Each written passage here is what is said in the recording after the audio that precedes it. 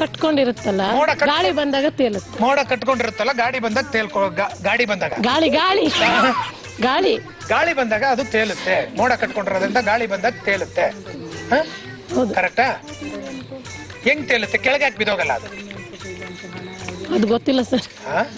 ಅದ್ನೇ ಎಷ್ಟು ಕಾನ್ಫಿಡೆಂಟ್ ಆಗಿ ಹೇಳ್ತಾರೆ ನೋಡ್ರಿ. ಗೊತ್ತಿಲ್ಲ ಅನ್ನದ್ನೆ ನಾನೇನೋ ಗೊತ್ತೇನೋ ಅನ್ಕೊಂಡೆ.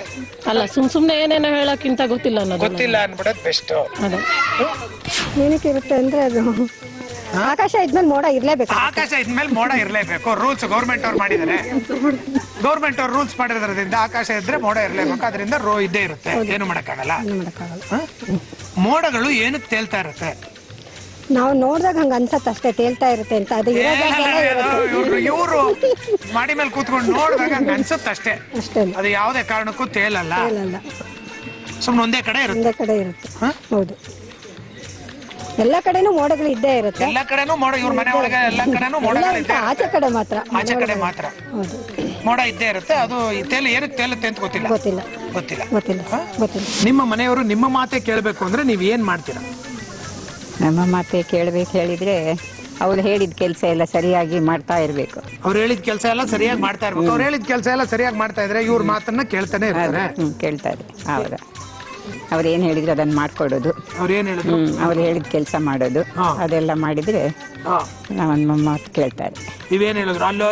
ಅಲ್ಲಿ ಹೋಗ್ಬಿಟ್ಟು ಇದು ಒಂದು ಹಳ್ಳ ತೆಗಿ, ತೆಂಗಿನ ಮರ ನೆಡು, ಅದೆಲ್ಲ ಯಾರು ಹೇಳ್ತಾರೆ? ಆಫೀಸಿಗೆ ಹೋಗೋರೆಲ್ಲ ಅದೆಲ್ಲ ಹೇಳ್ತಾರೆ. ಯಾರಾದ್ರು ಅಕಸ್ಮಾತ್ ಹೇಳಿದ್ರಪ್ಪ ಅಲ್ಲಿ ಹೋಗಿ ಒಂದು ಹಳ್ಳ ತೋಡ್ಬಿಟ್ಟು ಒಂದು 50 ತೆಂಗಿನ ಮರ ನೆಡು ಅಂತ ಅಂದ್ರು. ಹಾಗೆಲ್ಲ ಹೇಳುದಿಲ್ಲ. ಅವ್ರು ಹೇಳ್ತಾರೆ, ನಮ್ಗೆ ಗೊತ್ತುಂಟಲ್ಲ ಅವ್ರು ಏನ್ ಹೇಳ್ತಾರೆ ಅಂತ ಹೇಳಿಲ್ಲ. ನಮ್ಗೆ ಮೊದ್ಲೇ ಗೊತ್ತಿರ್ತದೆ. ಮೊದ್ಲೇ ಗೊತ್ತಿತ್ತು. ಇವ್ರು ಮದ್ವೆಗಿಂತ ಮುಂಚೆ ಫಸ್ಟೇ ಗೊತ್ತಿತ್ತು ಏನೇನ್ ಹೇಳ್ತಾರೆ ಅಂತ. ಮದ್ವೆಗಿಂತಲ್ಲ, ಮದ್ವೆ ಆದ್ಮೇಲೆ ನಮಗೆ ಗೊತ್ತಾಗ್ತದಲ್ಲ ಅವರ ಸ್ವಭಾವ ಹೇಗೆ ಏನಂತೇಳಿ.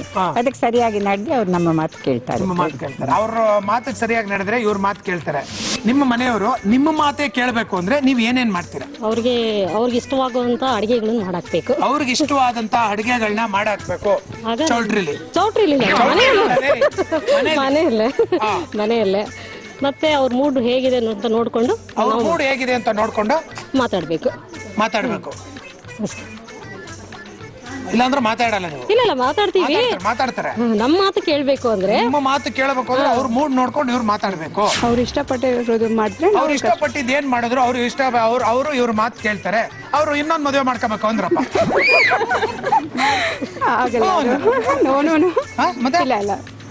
ನಾವು ಇಷ್ಟ ಇದ್ರೆ ಅವ್ರು ಮಾಡ್ಕೊಳ್ಳಲ್ಲ.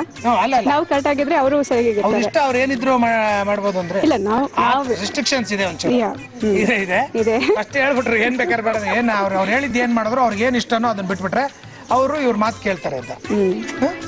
ಅವ್ರಿಗೆ ಏನ್ ಇಷ್ಟ ಇದೆ ನಾವು ಮಾಡ್ಕೊಟ್ರೆ ಅದ್ರ ಚೆನ್ನಾಗಿದೆ. ಅವ್ರಿಗೆ ಏನ್ ಇಷ್ಟ ಇದೆ, ಅವ್ರಿಗೆ ಮುದ್ದೆ ಇಷ್ಟ ಇರುತ್ತೆ, ಅನ್ನ ಇಷ್ಟ ಇರುತ್ತೆ, ಸಾರು ಇಷ್ಟ ಇರುತ್ತೆ, ಅವ್ರು ಮಾಡ್ಕೊಟ್ರೆ ಅವರು ಇವ್ರ ಮಾತು ಕೇಳ್ತಾರೆ.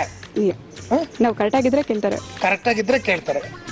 ಇವ್ರು ಕರೆಕ್ಟ್ ಆಗಿ ಮೇಕಪ್ ಎಲ್ಲ ಮಾಡ್ಕೊಂಡು ಕರೆಕ್ಟ್ ಆಗಿದ್ರೆ ಇವ್ರ ಮಾತು ಕೇಳ್ತಾರೆ. ಇಲ್ಲ ಅಂದ್ರೆ ಕೇಳಲ್ಲ. ಮೇಕಪ್ ಎಲ್ಲ ಬೇರೆ ಕೆಲಸದಲ್ಲಿ, ಒಳ್ಳೆ ಕೆಲಸಗಳು ಮಾಡ್ಕೊಂಡಿದ್ರೆ ಇವ್ರ ಮಾತು ಕೇಳ್ತಾರೆ.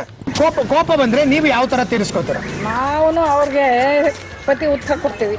ಪ್ರತಿ ಉತ್ತರ ಅವ್ರ ಹೆಂಗ್ ಬೈತಾರೆ ನಾವು ಹಾಗೆ ಬೈಯೋದು. ಅವ್ರು ಹೆಂಗ್ ಬೈತಾರೆ ಇವ್ರು ಅದೇ ತರ ಬೈತಾರೆ. ಏನ್ ಮಾಡೋದು? ಅವ್ರು ರ್ಯಾಶ್ ಆದ್ರೆ ನಾವು ರ್ಯಾಶ್ ಆಗ್ತೀವಿ. ಅವ್ರು ರ್ಯಾಶ್ ಆದ್ರೆ ಇವ್ರು ಬಿಡಲ್ಲ, ಇವ್ರು ರ್ಯಾಶ್ ಆಗದೆ. ಅವ್ರ ಆಪೋಸಿಟ್ ಯಾವ ತರ ಸ್ಟ್ರಾಂಗ್ ಇರ್ತಾರೆ ಅದ್ರ ಮೇಲೆ ಡಿಪೆಂಡ್.